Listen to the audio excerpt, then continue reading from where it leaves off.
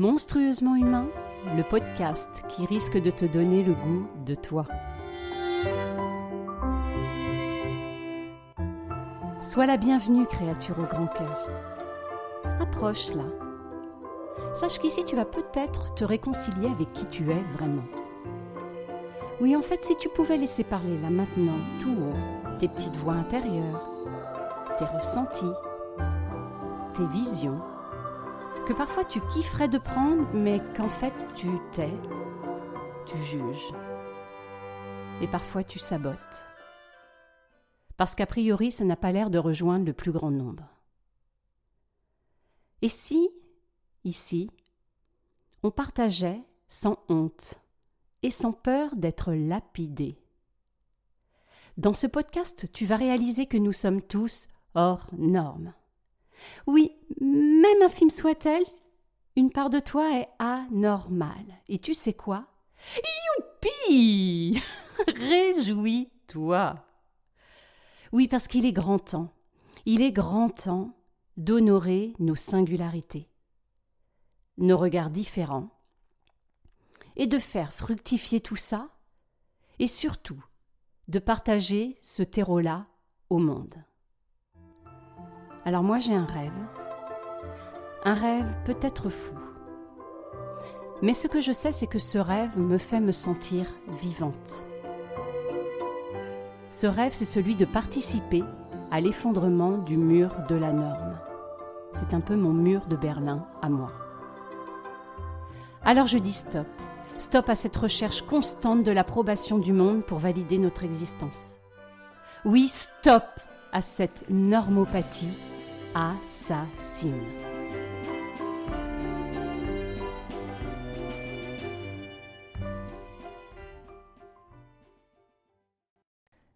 Bonjour et bienvenue sur le nouvel épisode de Monstrueusement humain. Aujourd'hui, le saboteur et ses ravages. Moi, monstrueuse? Je crois que ça ferait un bon titre de film, ça. Le nouveau thriller, les ravages du saboteur. Oui, le saboteur. Cette petite voix envahissante qui prend toute la place dans ma tête. Cette petite voix si raisonnable qui étouffe tous mes élans venus du cœur. Cette petite voix qui me fait penser que je suis peut-être hors norme et que je ferais bien de rester à ma place. Cette petite voix qui me terrorise et qui freine tous mes élans. Et je voulais vous témoigner, à partir de mon expérience, ce que pouvait provoquer le saboteur dans notre petite tête. Alors voilà, j'ai créé ce podcast, j'ai créé mon premier épisode 0, et autour de cet épisode, quel labeur! Des tentatives et encore des tentatives pour essayer de faire le podcast 0 le plus parfait possible. Oui, c'est normal. Je vous rappelle quand même au passage que je suis Madame Proprette. Et donc voilà, et là je suis tombée dans ce travers et ce beau personnage chez moi qui est le saboteur de la perfection. Et j'ai beau le savoir dans ma tête, quand je suis confrontée à un challenge, je me mets automatiquement dans cette posture. Et je me bataille avec ce personnage pour essayer de garder mon élan créatif. J'ai donc réussi à poster mon épisode 0. Et bien sûr, nous pourrions nous dire, eh bien, ce soir-là, youpi! Oui, vous allez vous rendre compte que j'adore cette expression. Youpi! Eh bien non, ce jour-là, j'ai posté mon épisode 0. Et bien sûr, J'ai pu sentir à un moment cette grande respiration. Ah, c'est fait, enfin. J'ai posté mon épisode 0. J'ai posté mon épisode 0. Ouais. Bon, non, ça a été quelques secondes. Oui, j'ai posté mon épisode 0. Yes. Mais tout de suite derrière, qu'est-ce qui s'est passé? Tout de suite derrière est arrivé l'hyper-performant. Mais attends là, t'as vu le temps que t'as mis pour poster ton épisode 0? Derrière, t'es censé poster un épisode par semaine. T'es carrément à la ramasse. Oui, je suis carrément à la ramasse. Et donc, je me suis rebranchée direct sur la pression. Je vais pas y arriver. Je vais manquer de créativité puisque du coup, je suis sous pression. Et blablabli, et blablabla. Premier saboteur. En plus, tu rajoutes à ça que comme je me suis mise en retard à cause de ma perfection, forcément, je suis complètement décalée dans la mise en place de mon podcast. Et moi pour qui c'est hyper important d'être la bonne élève, je me retrouve à être la mauvaise élève qui n'applique pas du tout les théories que je peux apprendre sur les bonnes pratiques à l'Académie du podcast de Marco Bernard. Et là arrive le saboteur juge qui te dit « Eh ben ma pauvre fille, ouais ok, donc t'as fait ça, mais là t'es carrément à la ramasse ma pauvre mémère.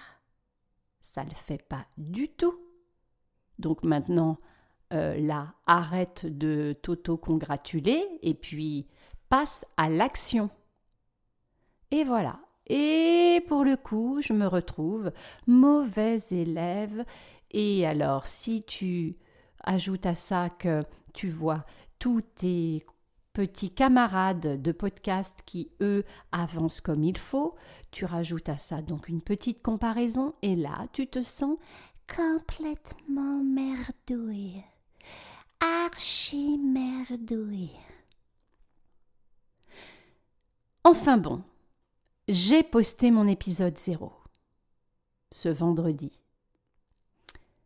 Et le même soir, j'arrive à une soirée, une réunion, et je rencontre une personne prénommée Cécile que je retrouve, que je n'avais pas vue depuis longtemps et avec qui j'ai dansé toute une période. Et après la réunion, bien sûr, un pot, on échange, on boit un coup, quoi. Et elle me dit alors, t'en es où Et donc, je lui explique un petit peu tous les projets en cours. Et je lui dis, voilà, je suis en train de créer un podcast. Je suis en train de créer un podcast. Non mais, tu as créé un podcast. Il est même sur des plateformes. Alors je me reprends, je lui explique que oui, en fait, mon podcast, oui, il est maintenant sur des plateformes. Et là, Cécile me répond, ah ouais? Et donc je peux l'écouter comment? Où? Malaise. Là, c'est comme si il y avait un rideau de fer qui tombait. C'est fermé. J'ai tout de suite senti le non. Non, je ne peux pas lui dire. Je ne veux pas qu'elle écoute. Ok.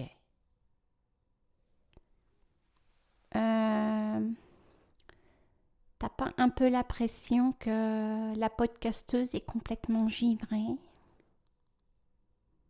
T'as pas un peu l'impression d'être complètement givrée? Alors, Je résume. Tu voulais créer un podcast. Tu as créé un podcast. Tu as posté un épisode. Et donc, tu ne veux pas qu'on t'écoute. Eh bien, bienvenue dans le monde de la folie.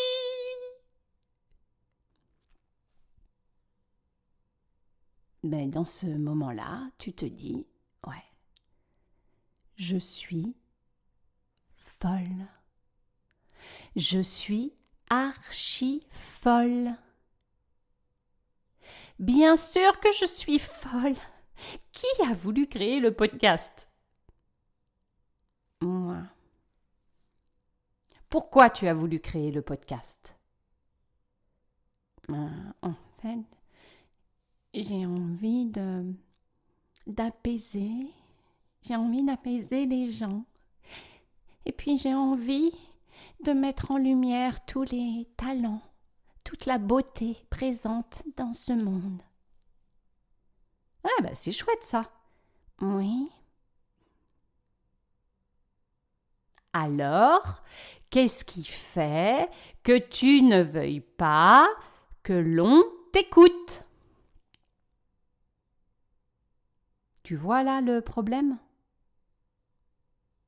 Il est là. Le nouveau saboteur. Ce dont je me suis rendu compte à ce moment-là, c'est que Cécile, cette charmante Cécile, eh bien, elle a l'élan en fait d'aller m'écouter. Mais là, ce qui intervient, c'est que j'ai peur d'être démasquée. En fait, ok, le podcast, hop, incognito, j'en parle pas, il est posté, écouteront ceux qui me trouveront sur leur chemin, mais en quelque sorte, ils ne me connaissent pas. Et là, Cécile, elle me connaît. Et c'est comme si j'avais peur qu'elle découvre une partie de moi. Et à cet instant, c'est mon saboteur juge qui est là. Celui qui se permet de juger ce que je suis, ce que j'ai fait, et ce qui n'est a priori pour lui pas du tout à la hauteur. Pas convenable. Voilà, l'imposture. Donc, ce n'est pas de la folie, c'est un saboteur. Un beau saboteur. Et c'est terrible parce que quand tu te fais ta conversation là de toi à toi, sur le moment tu dis ouais, purée, ok, je suis complètement anormale. Ah, et puis après je me dis non. Oui, bon, ok, tu vas en parler de cette tare. Ah non, je suis pas anormale. Je le pense un peu quand même, hein. Je t'avouerai. Mais non. C'est ça que je veux te dire aujourd'hui. Oui, aujourd'hui, je voulais te dire que nous sommes tous dotés de saboteurs. Tous, absolument tous. Et en fait, c'est juste d'apprendre à comment gérer ces saboteurs. Alors, quand j'ai préparé ce podcast, j'ai fait mes recherches parce que pour moi, le saboteur, tu vois, j'avais vraiment une représentation de lui. Tu vois, moi, le saboteur, il est quand même un peu classe, quoi. C'est pas le lourdeau, hein. C'est le personnage hyper droit, hyper classe, hyper chiant. Mais voilà quoi, quelque part, c'est respect, hein. Il en jette un peu.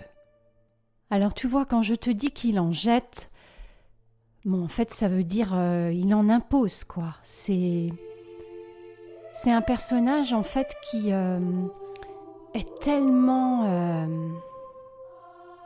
raisonnable, tellement droit dans la norme, que tu te demandes, en fait, comment tu peux vraiment le contredire. Et puis, j'ai fait des recherches et je suis tombée sur les travaux de Shirzad Chamine, qui est un neuroscientifique et psychologue, et qui, lui, en fait, a trouvé qu'il existait 10 saboteurs. 10! Est-ce que tu te rends compte? C'est presque une équipe de foot. Et là, je me suis dit, ah, ben je comprends alors, je comprends. Je comprends parce qu'en fait, quand tu crois que tu en as géré un peu, eh ben il y en a un autre qui surgit. Donc forcément, c'est le bordel, c'est le bordel. Ce que j'avais envie de proposer aujourd'hui, c'est oui, commencer à accepter tout simplement leur présence en nous. Vous permettre de peut-être faire comme une fiche d'identité de vos plus grands saboteurs. Et peut-être même en faire un visuel, une représentation de comment vous les voyez, de lui attribuer une image, une photo, et peut-être de le nommer. Et en fait, en vous permettant de reconnaître cette personnalité et de la personnifier, et puis de comprendre son fonctionnement, c'est aussi pour à un moment pouvoir du coup lui parler, pour mieux avoir la possibilité de la mettre ensuite à distance, plus facilement, quand vous sentez qu'elle peut être trop envahissante. Parce que c'est ok qu'elle existe. C'est ok. C'est ok parce que ces saboteurs, souvent ce qu'on oublie dans ces chaos-là, c'est que ce saboteur, il a été construit à un moment pour nous aider à survivre. Dans des périodes compliquées, dans des moments de peur de changement, dans des moments de fidélité à nos familles. Et donc c'est de se dire, ok, j'ai créé ce saboteur, il est arrivé là pour me soutenir. Et forcément, par moments, c'est plutôt une glu ou une punaise. Mais de le reconnaître et de lui dire, ok, t'es là, dans des moments comme ça, c'est du coup de pouvoir l'interpeller. Tu vois, peut-être de dire, voilà, le lourdeau, là, c'est bon. Ouais, avec tes gros sabots, là, je sais que t'es là. Je sais, tu veux me défendre, mais je te promets que là, moi, je crois que j'ai de belles choses à faire. Et en fait, de revenir à vous en vous disant aujourd'hui, rationnellement, là, en tant qu'adulte, cet élan qui fait surgir ce saboteur. Cet élan, il vient d'où? Il vient de la peur ou de l'amour ou de la joie? Est-ce que cet élan, c'est pour une zone de création ou une zone de destruction? Et à ce moment-là, moi, de me rappeler ce podcast, pourquoi je veux le faire? Pourquoi j'ai eu cet élan? Et me rappeler que ça me réjouissait. Et qu'en fait, pour moi, l'idée, c'était de pouvoir apaiser, permettre aux gens de se sentir plus normaux, moins monstrueux. Et que voilà, je souhaitais apaiser et soutenir la reconnaissance de soi, soutenir la beauté et les talents dans ce monde. Et forcément, en me rappelant de ça, de pouvoir m'appuyer en fait là-dessus et de me dire mais ça, c'est un élan qui vient plutôt de l'amour, c'est un élan qui vient plutôt de la construction de quelque chose. C'est beau et mon intention, elle semble juste pour moi et elle semble vouloir apporter du bon pour l'autre.